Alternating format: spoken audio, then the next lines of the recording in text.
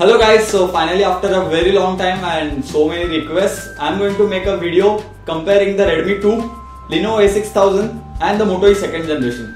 And this video is not just a theoretical video in which I'll just repeat the specs and I'll say that yes, Snapdragon 410 is better than Snapdragon 200.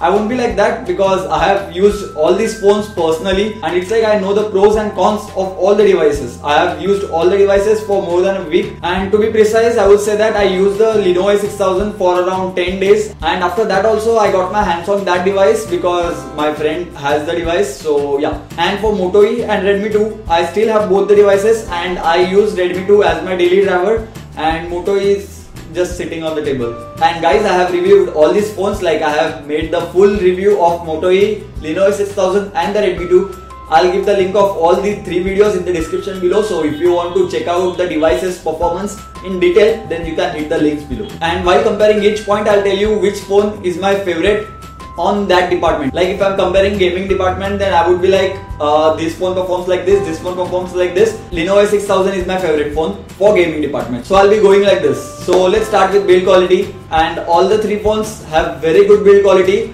But I would say that Moto E has the best build quality in all these phones because Moto E feels very sturdy and it feels like a tank. But when it comes to Redmi 2 or Lenovo A6000, both the phones are well built.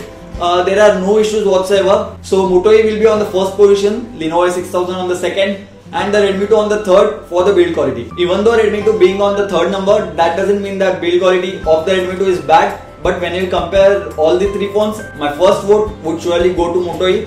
And Lenovo A6000 is also well built, like it feels very good in the hand. It's not slippery. First two phones are not slippery. Redmi 2 is little bit slippery, but it's not like it will slip out of your hands always. And now let's talk about the gaming department. And I have to say that while gaming, Redmi 2 and the Lenovo A6000 both performed very good. There were no issues whatsoever in gaming department. But when it comes to Moto E second generation, I have to say that the games lag a little bit.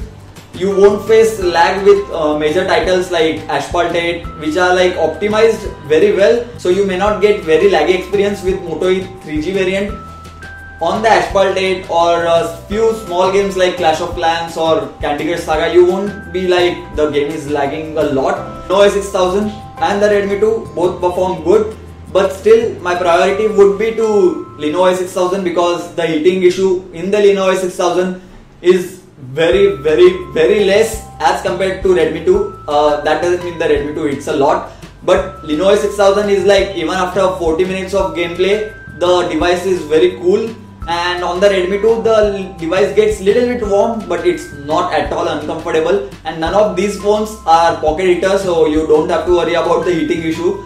But surely on the gaming department, the vote goes to Lenovo A6000, then Redmi 2, and the Moto E should be over here somewhere. Yeah, but Moto E should be third. And now let's talk about the display on the phones. Moto E has 960 by 540 resolution with 4.7-inch display, and both of the phones have 720p resolution. And I'll say that the display on the Moto E lacks clarity and it is not that good. The view angles on the Moto E are not that good. It's okay-ish, but when we pay the same price for Lenovo A6000 and Redmi 2, we get so much better displays with both the phones. And I have to say that the Redmi 2 and Lenovo A6000 have the best possible displays you can get under 10,000, and that's surely a plus point. Both the displays are very neck to neck, but I would say that the Redmi 2 display is little bit warm and the Lenovo A6000's display produces colors very well. So the first rank would go to Lenovo A6000 by just 1 mark or something like that. If Lenovo A6000 is getting 98 marks for display out of 100, then I would give Redmi 2 around 96 or 97 points. So it's not major difference. But if I have to rank them, then Lenovo A6000 would be first and the Redmi 2 will be second.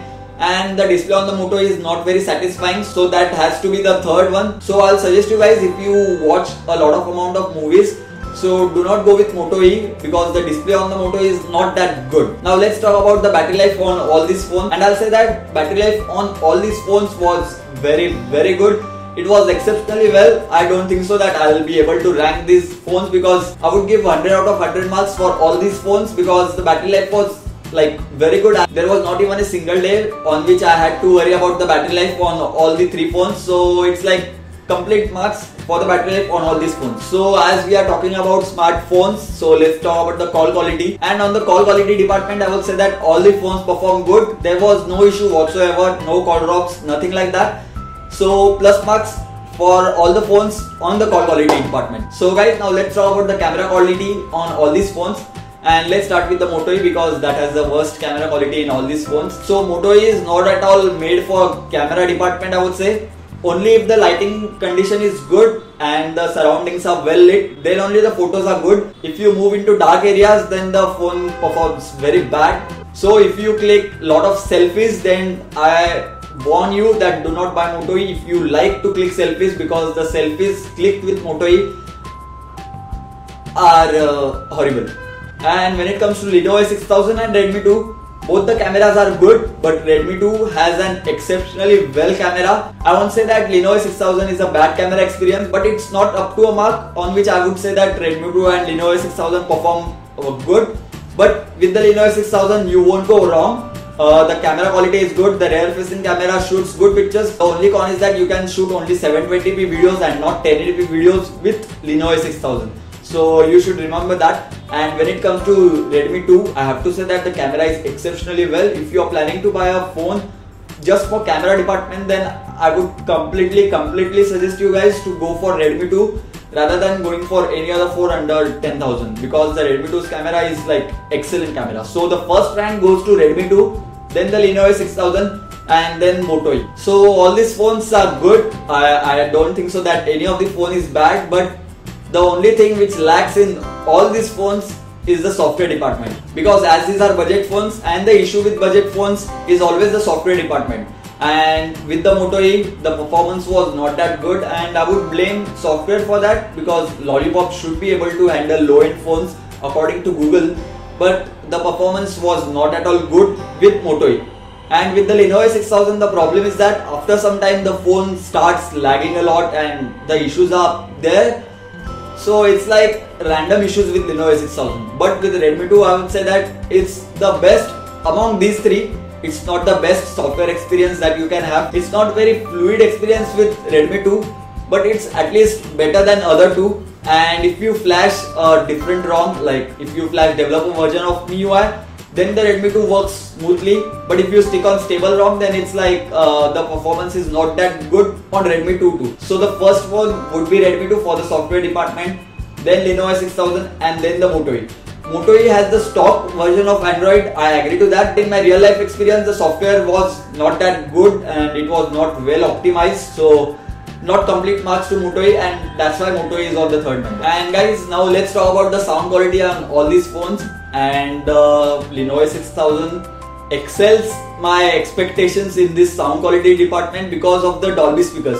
Not only Dolby speakers, twin Dolby speakers, and those speakers sound excellent. I have to say that the clarity that comes out of those speakers is like mind blowing. And on the Redmi 2 also, the sound quality is very good, no issues whatsoever. And when it comes to Moto E, I have to say that the speaker quality is not that good. It only has one speaker, that's the front facing speaker, that's your earpiece as well. So the sound quality on the Moto E is not that good. So I would rate Lenovo A6000 as my first choice for the sound quality, then Redmi 2 and then the Moto E. So guys, this was it for the comparison, like the point wise comparison. But if I had to buy a phone at the same price range, then I would go with Redmi 2 rather than going with Lenovo A6000 or the Moto E. And why is that so? Because the Redmi 2's camera is very good. The display on the Redmi 2 is also very good. But what distinguishes it from both other phones is the software department, because the performance on the Redmi 2 is the best possible you can get under 7000, and performance is something that really matters to me, and battery life is also good on all the phones.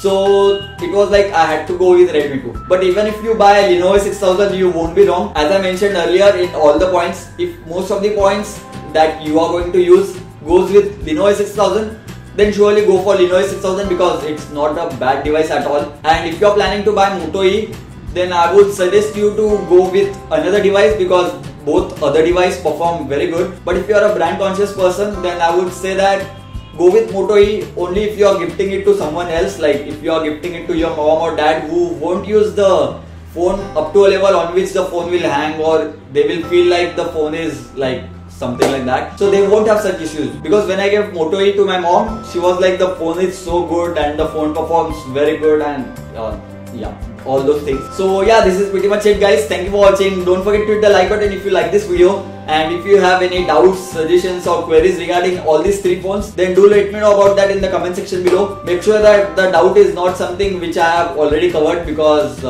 yeah. So yeah, thank you guys, thank you for watching.